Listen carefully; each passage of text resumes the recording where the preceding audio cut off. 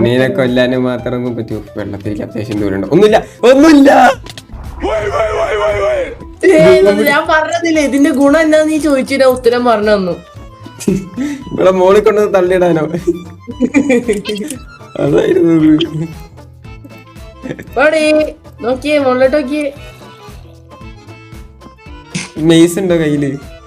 അത് വെച്ച് ചാടാനായിരിക്കും. പോടാ അവിടെ അത്രയും ദൂരം പോവല്ലേ രാത്തൂല. ഹായ് ബണ്ണീന്ന് ആരാ പറഞ്ഞ? കിങ്ങാതി. ഹായ്.